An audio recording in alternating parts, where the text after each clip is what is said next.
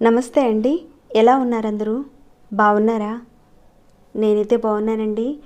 మీ అందరికీ అమ్మవారి ఆశీస్సులు ఎల్లప్పుడూ ఉండాలని కోరుకుంటూ ఈ రోజున మనం కర్పూరంతో వాస్తు దోషాలు పోగొట్టుకోవడానికి, అలానే లక్ష్మీ అమ్మవారిని మన ఇంట్లోనే స్థిరంగా ఉంచుకోవడానికి చేసుకోవాల్సిన కొన్ని విధానాలు అయితే చెప్పబోతున్నానండి వీడియోలో. అయితే ఈ కర్పూరాన్ని ఎక్కువగా మనం ఆయుర్వేద పరంగాను, తాంత్రిక పరంగాను ఉపయోగిస్తూ ఉంటాం.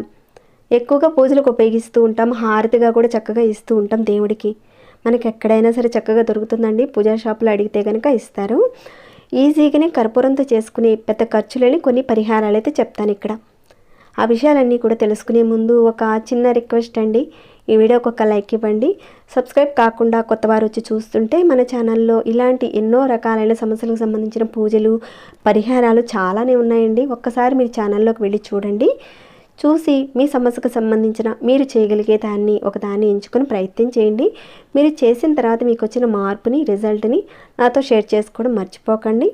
అలానే మన ఛానల్కి సబ్స్క్రైబ్ కండి. సబ్స్క్రైబ్ కాని వారు చేసుకుని నోటిఫికేషన్ బెల్ని తప్పకుండా ఆన్లో పెట్టుకోండి.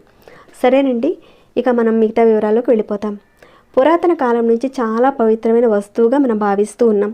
ఈ కర్పూరాన్ని ఒక అద్భుతమైన వస్తువుగా చెప్పుకోవడం జరిగింది. మనం రోజు ఇంట్లో వెలిగించుకోవడం వల్ల ఇంట్లో ఉన్న నెగిటివ్ శక్తి పోతుంది, లక్ష్మీ అమ్మవారు ఆకర్షింపబడుతుంది. చాలామంది కర్పూరాన్ని ప్రతిరోజు పూజా రూమ్లో దేవుడికి హారతి ఇస్తూ ఉంటారు. మరికొందరైతే శుక్రవారాలు ఇస్తూ ఉంటారు అలా. కానీ అమ్మవారు మన ఇంట్లోనే స్థిరంగా ఉండే విధంగా ఇక్కడ ఒక చిన్న పరిహారం అయితే చెప్తానండి. మీరేం చేస్తారంటే ఒక 2 కర్పూరం బిళ్ళలు తీసుకోండి.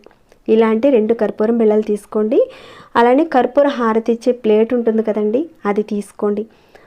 మీరు ఒక కర్పూరం బిళ్ళ కానీ లేదంటే 2 కర్పూరం బిళ్ళలు కానీ పెట్టండి. ఇప్పుడు చెప్పే విధానాన్ని మీరు ప్రతిరోజు ఇవ్వండి. మీరు 2 పూటల దేవుడికి ఇవ్వగలిగితే 2 పూటలు ఇవ్వండి, చాలా మంచిదండి. లేదంటే ఒక్క పూట అయినా సరే ఇవ్వండి. మీరు ఒక 2 బిళ్ళలు కానీ ఒక బిళ్ళ కానీ కర్పూరం బిళ్ళలు పెట్టి దాని మీద కొద్దిగా నెయ్యి వేయండి. ఎక్కువ అవసరం లేదండి, ఒకే ఒక డ్రాప్ వేస్తే సరిపోతుంది. అలా వేసిన తర్వాత కర్పూర హారతి ఇవ్వండి. అంటే మీరు ప్రతిరోజు ఎవరినైతే పూజ చేసుకుంటూ ఉంటారో ఆ దేవుడికి ప్రతిరోజు మీరు ఈ విధంగా కొద్దిగా నెయ్యి వేసి కర్పూరం మీద హారతి ఇస్తూ ఉండండి. చాలా మంచిదండి. చాలా వరకు వారానికి ఒకసారి చాలామంది ఇస్తూ ఉంటారు. కొందరు ప్రతిరోజు చేసేవాళ్ళు కూడా ఉంటారు. మీరు ప్రతిరోజు ఒక్క బిళ్ళైనా సరే పెట్టి కొద్దిగా నెయ్యి వేసి హారతి ఇస్తూ ఉండండి.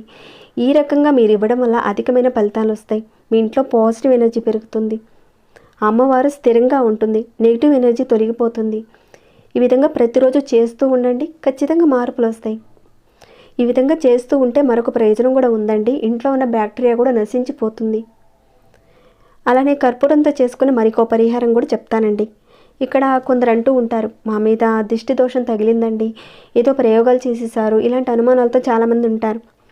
అలాంటి అనుమానాలు ఉన్నా లేదంటే దిష్టి దోషాలు తగిలినప్పుడు మీరేం చేస్తారంటే కర్పూర ఆయిల్ మనకి పూజా షాప్లో దొరుకుతుంది, ఇంకా ఆన్లైన్లో కూడా దొరుకుతుందండి, అడిగి చూడండి. ఇంకా వీలైతే ఆయుర్వేద షాప్లో కూడా దొరుకుతుందండి కర్పూర ఆయిల్. మీరు ఒకసారి తెచ్చిపెట్టుకోండి. తెచ్చుకున్న తర్వాత మీకు బాగా దిష్టి దోషం ఎక్కువగా ఉంది, నెగిటివ్ ఎనర్జీ ఎక్కువగా ఉంది మీ మీద, ఇంకా ఏదైనా ప్రయోగాలు చేశారు అనే అనుమానాలు ఉన్నా కానీ మీరు ఏం చేస్తారంటే ఈ కర్పూర ఆయిల్ని మీరు తీసుకొని మీరు స్నానం చేసే నీటిలో టబ్బులో ఒక 3 చుక్కలు వేసుకొని కానీ లేదంటే ఒక 4 చుక్కలు కానీ వేసుకొని ఆ నీటితో మీరు స్నానం చేయండి. ఇలా చేయడం వల్ల మీ మనసులో ఏదైతే ఒక ప్రయోగాలు చేశారని ఒక అనుమానం ఉంటే తొలగిపోతుంది. ఒకవేళ మీ మీద ప్రయోగాలు చేసి ఉన్నా కానీ అవి కూడా తొలగిపోతాయండి. చాలా మంచి పరిహారం. ఈ విధంగా చేసుకోండి, ప్రతిరోజు చేయండి. ఆడవారైనా మగవారైనా ఎవరైనా చేయొచ్చు. అటు చూసుకుంటే మీరు ఆరోగ్యపరంగా మీకు చాలా వరకు హెల్ప్ అవుతుంది ఇది. ఎందుకంటే దీన్ని ఉపయోగించడం వల్ల కర్పూర ఆయిల్ చర్మానికి సంబంధించిన ఏదైనా సమస్యలు ఉంటే మీకు ఆ సమస్యలన్నింటినీ కూడా తీసేస్తుంది కర్పూర ఆయిల్. అటు ఆయుర్వేద పరంగాను ఇటు తంత్ర పరిహారంగా కూడా బాగా పనిచేస్తుంది. కర్పూరానికి అంత శక్తి ఉందండి. ఎవరైతే ఈ ఇబ్బందులతో ఉన్నారో ఈ పరిహారం చేసుకోండి. అలానే మరొక పరిహారం కూడా చూద్దాము. ఇది ఎలాంటి సమస్యలు వారు చేసుకోవాలనేది చెప్తాను. కొందరికి కాలసర్ప దోషాలు ఉంటాయి, అలానే పితృదోషాలతో కూడా చాలామంది బాధపడుతూ ఉంటారు. ఎవరింట్లో అయితే పితృదోషాలు, కాలసర్ప దోషాలు అలాంటివి ఉంటే కుటుంబ సభ్యులు ఎప్పుడు చూసినా కానీ చిన్న చిన్న విషయాలకే గొడవలు అవుతూ ఉంటాయి. భార్యాభర్తల మధ్య అన్యోన్యత అనేది ఉండదు. ప్రతి చిన్న విషయానికి గొడవలు వస్తాయి. అత్తామామలతోనూ ఆడపడుచులతోనూ ప్రతి చిన్న విషయానికి గొడవలు. ఇప్పుడు చెప్పుకునే విధంగా మీరు చేయడం వల్ల సమస్యల నుంచి బయటపడతారు. భార్యాభర్తల మధ్య అన్యోన్యత పెరగడానికి అవకాశం ఉంటుంది. ఇంకా ఇంట్లో ఒక్కోసారి అనుకోని సంఘటనలు కూడా జరుగుతూ ఉంటాయి, ఆర్థిక ఇబ్బందులు జరుగుతూ ఉంటాయి. అవన్నీ తొలగిపోవాలంటే మీ ఇంటి మొత్తంలో చూసుకుంటే అన్ని గదుల్లోనూ ఏదో ఒక మూలలో కర్పూర బిళ్ళల్ని ఒక మూలలో పెట్టించండి. అంటే ఒక చిన్న బౌల్లో కర్పూరం బిళ్ళలు వేసి ఒక మూలలో పెట్టించండి. అన్ని గదుల్లోనూ గాలికి పెట్టించండి, మూత మాత్రం పెట్టకండి, అలా ఓపెన్గా ఉంచండి. దీనివల్ల భార్యాభర్తల మధ్య, కుటుంబ సభ్యుల మధ్య ఉన్న గొడవలు తగ్గిపోతాయి. ఇంకా ఎవరైతే కొత్తగా ఇల్లు కట్టుకున్న వారు, కొత్త ఇంటికి వెళ్ళిన వారు, ఇంకా అద్దె ఇంటికి వెళ్తారు కదండి మీరు, కానీ అక్కడున్న వాస్తు దోషాలతో మీరు ఇబ్బందులు పడుతూ ఉంటారు. కానీ ఆ వాస్తు దోషాలు మీరు సరిచేసుకోలేని పరిస్థితిగా ఉంటుంది. ఆ వాస్తు దోషాల వల్ల మీరు అనేక రకాలుగా ఆర్థిక ఇబ్బందులతో బాధపడుతూ ఉంటారు. అప్పుడు మీరు ఏం చేస్తారంటే ముద్ద కర్పూరం కానీ, లేదంటే పచ్చ కర్పూరం కానీ, ఇలాంటి బిళ్ళలు దొరుకుతాయి కదండి, తీసుకోండి. ఆ కర్పూరాన్ని సుగంధ ద్రవ్యంలో ఒక భాగంగా చెప్తారు. ఈ కర్పూరాన్ని దురదృష్టాన్ని తొలగించి అదృష్టాన్ని కలగజేస్తుందండి. అనేక రకాలైన వాస్తు దోషాలను తగ్గించగలిగే శక్తి ఈ కర్పూరానికి ఉంటుందన్నమాట. తక్కువ ఖర్చుతోనే బయటపడవచ్చు. ఇందాక చెప్పిన విధంగా బౌల్లో కర్పూర బిళ్ళలను పెట్టండి. పెట్టి ఒక మూల, అంటే ఇంటి గది మూలలో పెట్టండి. ఒకే ఒక మూలలో పెట్టండి. ఇలా 15 రోజులకు ఒకసారి అలా కర్పూరాన్ని ప్రతి గదిలోనూ పెడుతూ ఉంటే మార్పులు రావడానికి అవకాశాలు ఉంటాయి. మనం కష్టపడుతూనే ఇలాంటి చిన్న చిన్న పరిహారాలు చేసుకుంటే మన కష్టానికి అదృష్టాన్ని కలగజేస్తాయి. కర్పూరానికి అంత అద్భుతమైన శక్తి ఉందండి. ఇంకా కర్పూరంతో చేసుకున్న మరొక పరిహారాన్ని కూడా చూద్దామండి. ఇక్కడ ఆర్థిక పరిస్థితులు బాగుండడానికి, లక్ష్మీ అమ్మవారి యొక్క కరుణ మన మీద ఉండడానికని చాలామంది శుక్రవారం రోజుల్లో లక్ష్మీ అమ్మవారికి కర్పూరాన్ని అలానే సాంబ్రాన్ని వెలిగిస్తూ ఉంటారు, చూపిస్తూ ఉంటారు అమ్మవారికి. లక్ష్మీ అమ్మవారు తొందరగా ప్రసన్నమవుతుందని చాలామంది దీపారాధన, ధూపం అలా ఇస్తూ ఉంటారు. కానీ ఇక్కడ ఈ విధానాన్ని మీరు చేసి చూడండి.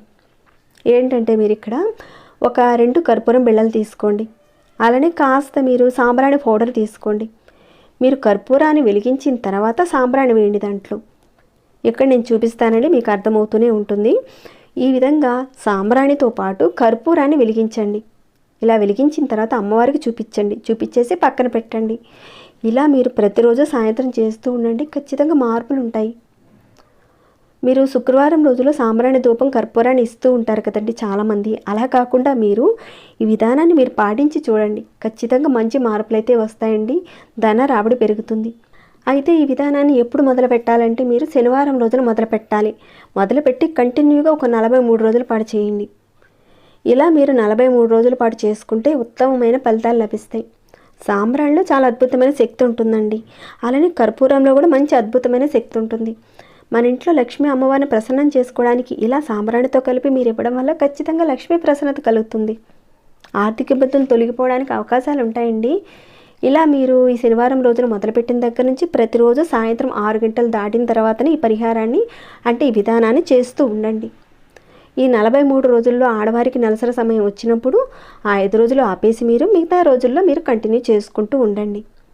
ఈ విధంగా చేయడం వల్ల చాలా వరకు ఆర్థిక సమస్యల నుంచి మీరు బయటపడతారండి. అయితే ఇక్కడ చేయగానే ఈ పరిహారాలన్నీ కూడా కట్టలు డబ్బులు వచ్చేస్తాయని మాత్రం నేను చెప్పలేదండి. పూర్తిగా మీ సమస్యలు మాయమైపోతాయి అని మాత్రం నేను చెప్పలేదు. నెమ్మదిగా మార్పులు అయితే చూస్తారు. అలానే కొందరు రాహుకేతు శనిగ్రహ దోషాలు ఉన్నాయండి, వాటి నుంచి ఎలా బయటపడాలండి, మేము ఎక్కువగా ఖర్చులు పెట్టుకోలేము, హోమాలు, పూజలు ఇలాంటివి మేము పెట్టుకోలేము అనేవారు, వాటి నుంచి మీరు బయటపడాలంటే మీ జాతకంలో రాహుకేతు శనిగ్రహ దోషాలు ఈ 3 ఉన్నా కానీ మీరు శనివారం రోజున మీరు ఏం చేస్తారంటే, మీరు స్నానం చేసే సమయంలో కర్పూర ఆయిల్, అలానే జాస్మిన్ ఆయిల్ మనకు పూజా షాప్లో బాగానే దొరుకుతుందండి, అడిగి చూడండి, ఇస్తారు. దీపారాధనకు బాగా ఉపయోగిస్తూ ఉంటారు ఈ జాస్మిన్ ఆయిల్. ఈ జాస్మిన్ ఆయిల్లో సెంటు కూడా ఉంటుందండి. ఈ ఆయిల్ ఒక 2 చుక్కలు, అలానే కర్పూరం ఆయిల్ కూడా ఒక 2 చుక్కలు మీరు స్నానం చేసే బకెట్ నీటిలో వేసుకొని ప్రతి శనివారం మీరు స్నానం చేస్తూ ఉండండి. దీనివల్ల రాహుకేతు శని దోషాల నుంచి మీరు బయటపడతారు. ప్రతి శనివారం చేస్తే చాలా ఉత్తమం అండి. లేదంటే మేము ప్రతిరోజు చేసుకుంటామండి అంటారా, ప్రతిరోజు కూడా చేసుకోవచ్చు ఆ రకంగా. కానీ ఈ పరిహారాన్ని మీరు మొదలుపెట్టేటప్పుడు మాత్రం శనివారం రోజును మొదలుపెట్టి ప్రతిరోజు చేస్తూ ఉండండి. లేదా మీరు ప్రతి శనివారం చేసుకోవచ్చండి. అయితే ఇవన్నీ చేయగానే ఇమీడియట్గా ఇబ్బందులన్నీ కూడా తొలగిపోతాయని మాత్రం చెప్పలేదండి. చేస్తూ ఉంటే మార్పులు అయితే ఖచ్చితంగా ఉంటాయి. ఆర్థిక పరిస్థితి మెరుగుపడుతుంది. ఏవైతే ఇప్పుడు దోషాలు ఉన్నాయి పెద్దగా ఖర్చులు పెట్టుకోలేము అనేవారు ఈ విధానాలు పాటిస్తూ ఉంటే మంచి మార్పులను అయితే చూస్తారు. ఈ విధానాన్ని మీరు ప్రతి శనివారం మగవారైనా ఆడవారైనా చేసుకోవచ్చు. కానీ మీరు ప్రతిరోజు చేసేటట్లయితే ఒక 40 రోజుల పాటు కంటిన్యూగా చేయండి, మంచి ఫలితాలు ఉంటాయి. ఇలాంటివన్నీ కూడా మన పూర్వీకులు తంత్రమంత్ర గ్రంథాల్లో చాలా వరకు వివరించి చెప్పడం జరిగిందండి. ఇదేమీ నా సొంతంగా చెప్తుంది కాదండి, మన పూర్వీకులు మనకు అందచేసిన ఒక వరమని చెప్పుకోవచ్చు ఇదంతా.